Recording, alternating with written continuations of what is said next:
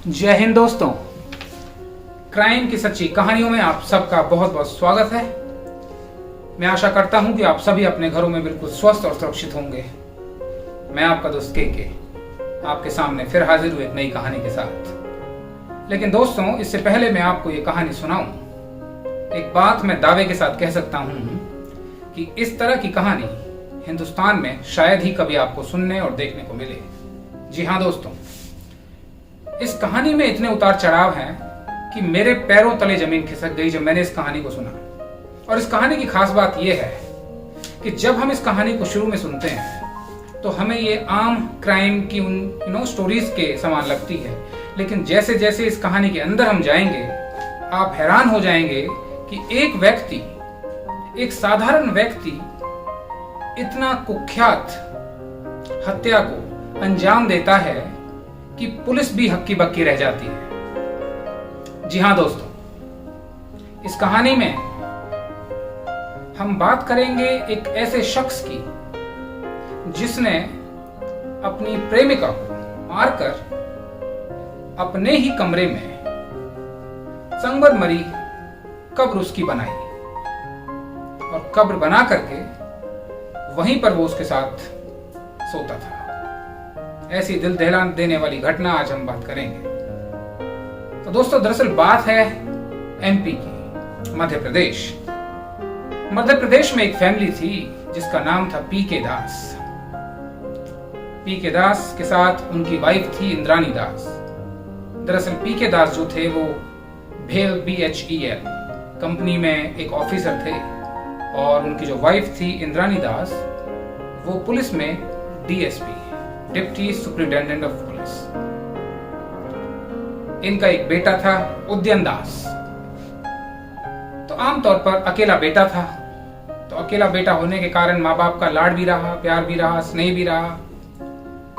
लेकिन उदयन दास जो था बचपन से ही कुछ अलग ही प्रवृत्ति का लड़का था।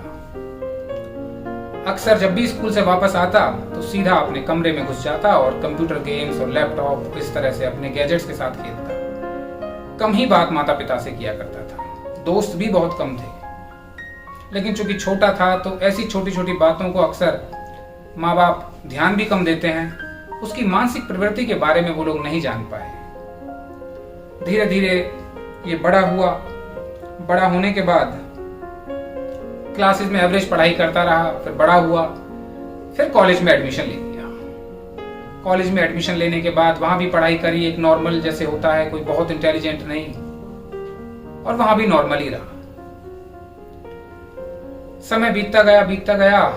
इसी दौरान MP का बंटवारा हुआ। आप सब जानते हैं छत्तीसगढ़ नया राज्य बना था MP से कट के।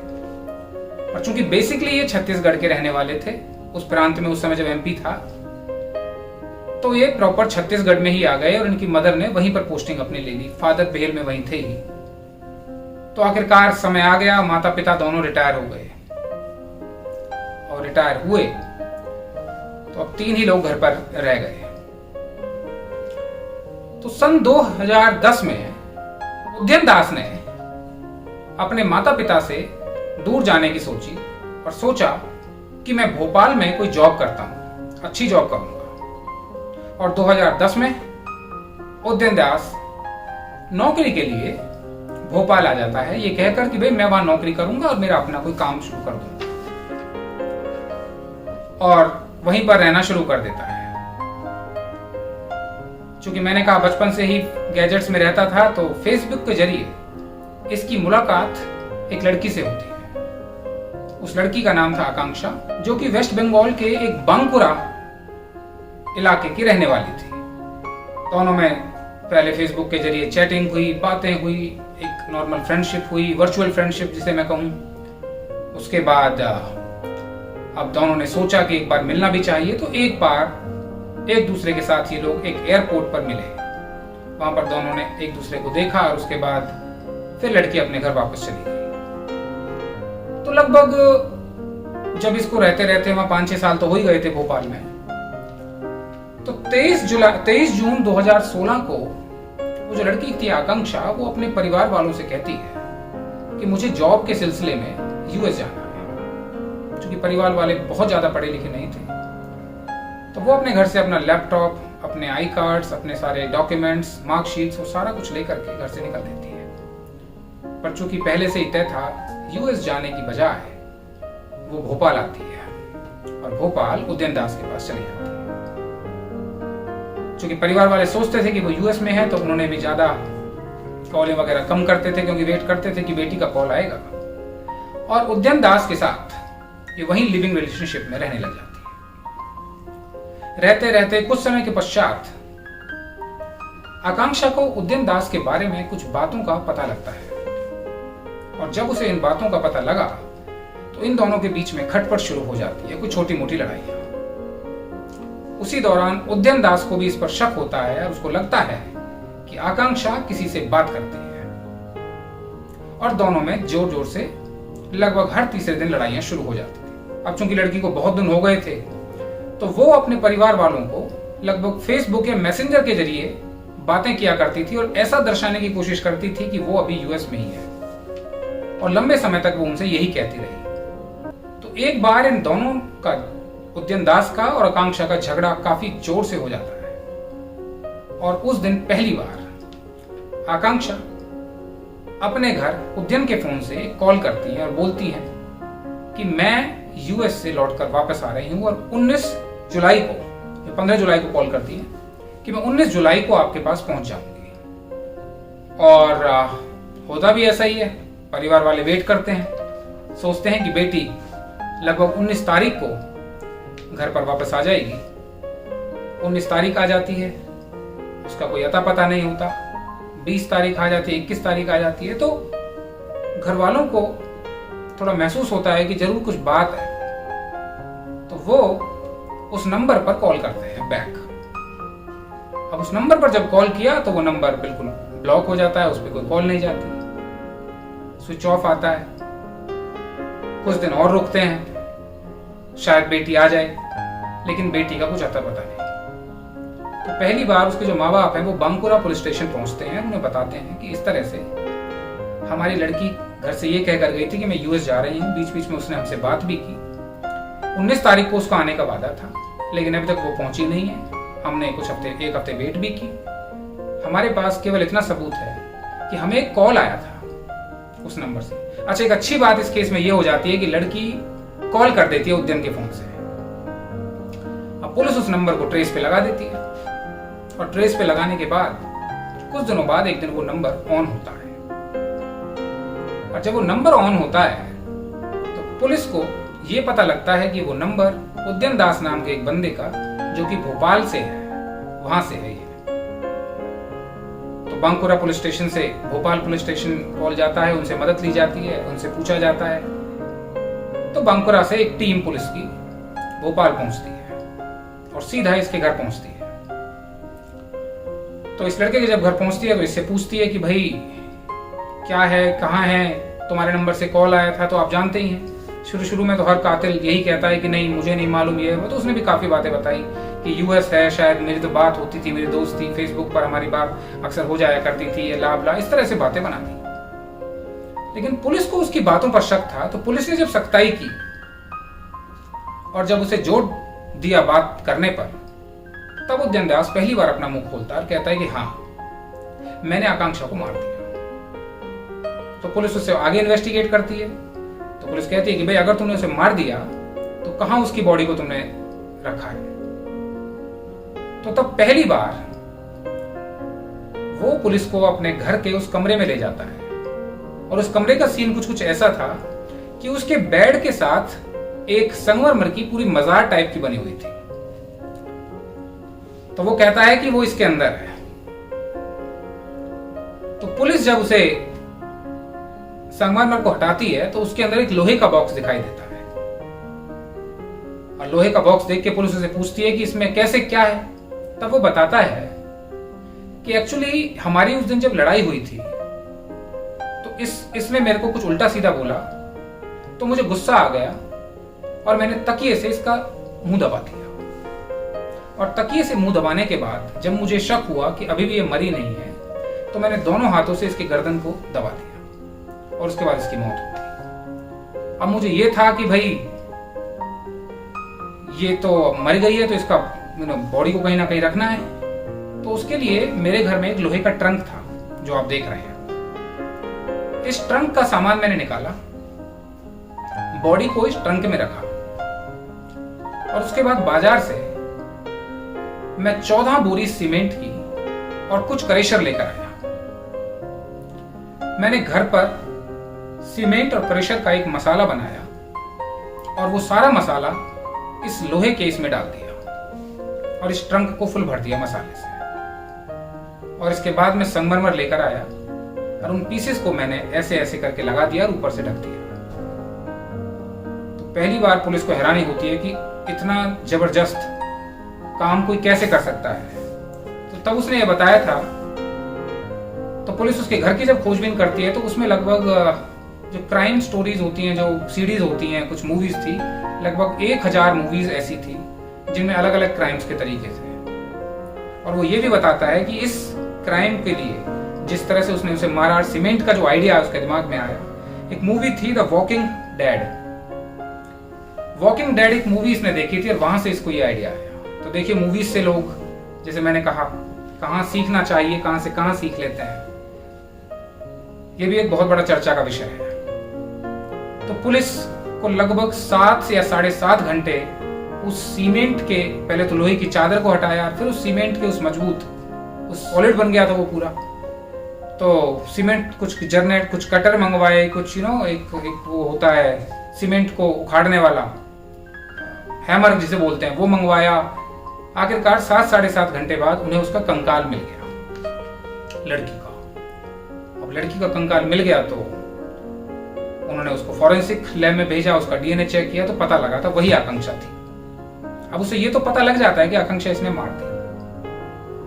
तो पुलिस उसके घर कॉल करती है, उसके माँ बाप का पता लगता है कि माता डीएसपी हैं, रिटायर्ड डीएसपी हैं। तो पुलिस को भी घर की बात है बिल्कुल, तो जरूर कुछ ना कुछ और सुराग मिलेगा। तो वहां कोई कॉल नहीं उठाता।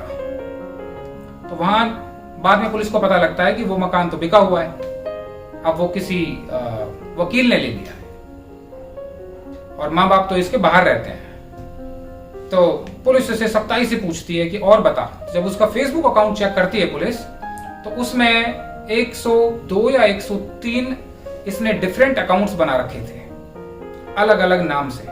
किसी में ये हीरे का व्यापारी, किसी में ये बहुत बड़ा बिजनेसमैन, किसी में ये आईआईटीएन, किसी में ये फॉरेन रिटर्न, किसी में इसके पास बेशुमार दौलत। इस तरह से इसने अकाउंट बना रखे। तो इसकी खास बात ये थी कि ये 6 महीने गर्लफ्रेंड बनाता, उसके बाद उसे छोड़ देता, फिर 6 महीने के लिए दूसरी गर्लफ्रेंड बनाता, उसे छोड़ देता। इसका यही काम था। ने और सख्ताई से पूछा कि अपने माँ बाप से हमारी बात कराइए, उनका नंबर दीजिए, कॉल करनी है, पासपोर्ट दिखाइए, ये बात वो बात। तो आखिरकार पहली बार वो बताता है कि मैंने अपने माँ बाप को 6 साल पहले ही मार दिया। और पुलिस जब ये सुनती है तो पुलिस के पैरों तले जमीन खिसक जाती है। तो पुलिस उसकी निशानदेही, तो पुलिस इसकी निशानदेही पर जब वहां पहुंचती है उसके घर पर, तो पुलिस को पता लगता है कि वो घर तो एक वकील के हाथ है, वकील के नाम पर है। तो वकील से जब बात करते हैं तो वो कहते हैं मुझे उद्यन दास ने ये मकान बेचा है। तो वहां पर भी पुलिस को बहुत हैरानी होती है। तो उद्यन दास, ये मकान तुम्हारे माँ बाप के नाम था, ये तुम्हारे नाम कैसे आया? तो पता ये लगता है कि उद्यन दास 2 नंबर से जाली कागजों से वो मकान उस वकील को बेच देता है। इतना दिमाग देखिए इसका। और उस मकान को बेच करके उसके पास जो पैसे आते हैं, तो कहता है कि 35 लाख रुपए करीब मुझे आया था इसका। उसके बाद मैं अपनी गर्लफ्रेंड्स के साथ बाहर विदेश घूमने गया था और वहां पर कई महीने हम घूम के आए, फिर हम वापस आ गए। इस तरह से उसका अय्याशी का शौक था। तो जब पुलिस उससे पूछती है कि हाँ भाई बताओ कि माँ बाप है कहाँ, तो चूंकि वो मकान काफी चेंज हो गया था, तोड़ के उस वकील ने बना लिया था, लेकिन जब उस पर्टिकुलर जगह पर वो पहुंचे तो उसने कहा कि मैंने यहाँ उनको मार करके मिट्टी में दफन कर दिया था। तो पुलिस जब ओर पास देखती है तो उसको पता लगता है कि हाँ, यहाँ पे तो सुनसान इलाका है, तो जब तो बसावट भी नहीं थी, तो शायद इसने यही मार कर गिराए हैं, दबाए हैं।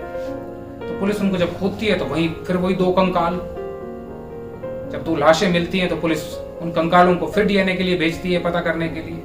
फिर पता लगता है कि हाँ, वो उसी के माँ बाप हैं। तो पहले तो उसने अपनी गर्लफ्रेंड को मारा, उसका सीमेंट का चबूतरा बनाया, और फिर पता लगा कि 6 साल पहले उसने अपने माँ बाप को ही मार दिया था। तो माँ बाप को पता लगने के बाद पुलिस फिर और उस केस में गहराई से छानबीन करती है। उसको पता लगता है कि उन 106 अकाउंट जो इसने बनाए थे, नई नई अलग अलग टाइप की लड़कियों से इसकी दोस्ती थी, तो उनमें से 2 लड़कियां और गायब थी। लेकिन अभी तक पुलिस को वो सुराग नहीं मिला है उन लड़कियों के बारे में, वो कहाँ हैं। हालांकि ये पुलिस कस्टडी में है। और पुलिस को ये भी पता लगा था कि बचपन से इसकी प्रवृत्ति ऐसी थी कि जब माँ बाप ने इसको कुछ कह दिया या गुस्से में कभी इससे कोई बात कर ली, तो इसने माँ बाप को ही गुस्से में घर में मार दिया था और उनको दफन कर दिया था। ऐसे इसने 3 हत्याएं करी। अब ये पुलिस कस्टडी में है और आकांक्षा के फैमिली वाले भी चाहते हैं कि इसको बुरी से बुरी सजा मिले। पुलिस और तफ्तीश कर रही है। बाकी 600 पेजेस की चार्जशीट इसके नाम जाहिर किया। एक लोकल कोर्ट ने इसे आजीवन कारावास, लाइफ इम्प्रिजनमेंट जिसे कहते हैं, उसकी सजा दी है। तो आप देखिए किस तरह से एक आम आदमी बचपन से ही एक प्रवृत्ति में ऐसा बना और आखिरकार न उसने केवल अपनी गर्लफ्रेंड बल्कि माँ बाप को ही मार दिया। और आप सोच के देखिए, अगर वो कॉल ही नहीं जाता, क्योंकि वो सारी इंफॉर्मेशन गलत थी, लड़की ने भी हमेशा झूठ बोला अपने माँ बाप से, अगर वो फोन ही नहीं जा पाता तो पुलिस को शायद ही इससे मुश्किल पता लग पाता कि उदयन दास के बारे में, उदयन दास कौन है, इसने कैसे किया। और हैरानी की बात यह है कि जिस लाश को उसने दबा रखा है रूम में, वहीं वो सोता था। कैसा कैसा दिमाग हो सकता है किसी इंसान का, ये बहुत सोचने वाला विषय है। देखते हैं आगे क्या होता है। अभी लोअर कोर्ट का डिसीजन है, अभी तो और हाई कोर्ट और सुप्रीम कोर्ट है। बाकी इस तरह से दिल दहला देने वाला केस, 6 साल तक पता ही नहीं था किसी को कि माँ बाप को वहां मार के चला आया है। वहां सबसे कह दिया कि वो बाहर चले गए, रिश्तेदारों से भी कह दिया वो बाहर रहते हैं, और माँ बाप मिट्टी में दबे पड़े मरे हुए थे। तो देखिए दोस्तों, इस तरह से भी देश में मूवीज को देख करके भी लोग कितना ज्यादा कुख्याति पर उतर आए हैं। और देखिए किस तरह से इस कहानी का अंत हुआ। पर खुशी इस चीज की है कि फाइनली उसको पकड़ लिया गया, वरना और कितनी हत्याएं वो करता। तो ये थी आज की कहानी। मैं आशा करता हूं दोस्तों मेरी कहानी आपको अच्छी लगी, और इस तरह की कहानियां हर रोज मैं कोशिश करूंगा कहानियां सुनाऊं, आपका मनोरंजन करूं, यहां तक कि और कोशिश करूंगा कि आपको मेरी कहानियों से कुछ सीखने का मौका मिले, जिससे आप सुरक्षित रहें, आपके परिवार वाले सुरक्षित रहें, आपके जानने वाले सुरक्षित रहें। और अगर आपको मेरा चैनल अच्छा लगता है तो आप इसे जरूर सब्सक्राइब करिए, शेयर करिए, लाइक करिए, और हो सके तो आप मेरे चैनल पर कमेंट जरूर करिए, क्योंकि आपके कमेंट ही मेरी पावर है। और मैं सलाम करता हूं अपने सभी दर्शकों को, अपने व्यूअर्स को, कि आपसे इतना स्नेह मुझे मिल रहा है। इन्हीं शब्दों के साथ कि आप खैरियत रहें, आपका परिवार खैरियत से रहे, मैं आपसे विदा लेता हूं। कल फिर मिलेंगे एक नई कहानी के साथ। तब तक के लिए धन्यवाद।